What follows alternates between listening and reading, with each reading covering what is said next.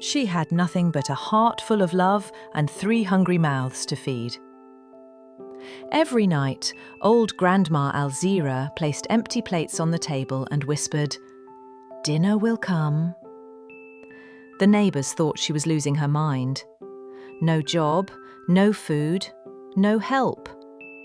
But somehow the children never went to sleep hungry. The plates were always full: fresh bread, hot tea, warm soup. No one knew how.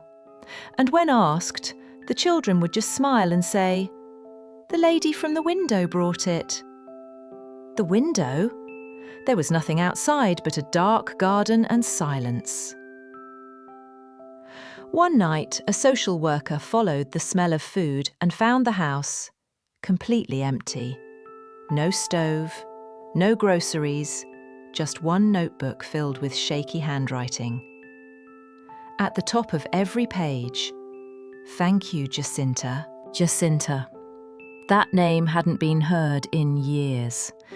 The social worker took the notebook to a local priest. When he saw the name, his face turned pale. "Jacinta died 43 years ago," he whispered. "She used to live in that very house, feeding children from the village. No one ever replaced her. Her death was sudden, unexplained. They say her final wish was to keep feeding the hungry, even after death." That night, the social worker returned to the house. She lit a candle by the window and left a single slice of bread. In the morning, the bread was gone.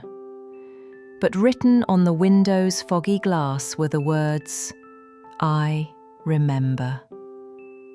A cold wind passed through her, and she knew. Grandma Alzira was never truly alone.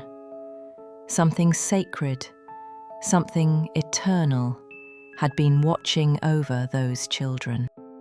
But not everyone believed. A group of teens, curious and mocking, decided to spend the night near the house. They brought cameras, snacks, and loud laughter. "Let's see if the ghost lady brings us dinner," one joked. Hours passed, nothing happened. Midnight came. The wind stopped. The garden fell silent. Then, at exactly 3:17 a.m., the window opened on its own. A warm smell of fresh bread filled the air. The teens froze. Their cameras shut off at once.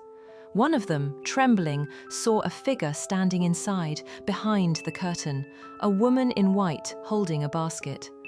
But when they rushed to the door, the house was locked.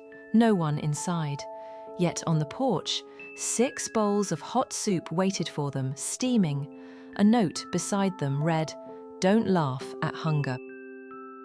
Word spread quickly. People started visiting the house, not out of fear but hope. Mothers left candles, children drew hearts on the walls. Some swore they heard humming at night, a lullaby older than memory. One man, homeless and sick, slept near the steps. In the morning he awoke healed, with warm tea beside him and a blanket wrapped around his shoulders. Yet no footprints, no signs of anyone entering. The priest began calling it the window of mercy. He claimed it wasn't a ghost but a spirit of service. Jacinta never left, he said. She just changed forms. Still, the government wanted answers. Officials visited the house, skeptical. They found nothing. No electricity, no food. But one photo taken near the window captured a blurry shape and a faint smile. Tonight, as the wind whispers through empty branches and the candlelight flickers softly in forgotten windows, remember the story of the woman who gave everything she had without ever asking for thanks. Her spirit lingers, not as a shadow to fear, but as a beacon of hope for those who suffer in silence. In a world often cold and indifferent, her legacy teaches us that compassion is the most powerful force of all. So, when you face your darkest moments, listen closely. You might just hear a whisper, a gentle reminder that even in the deepest shadows, love never fades away.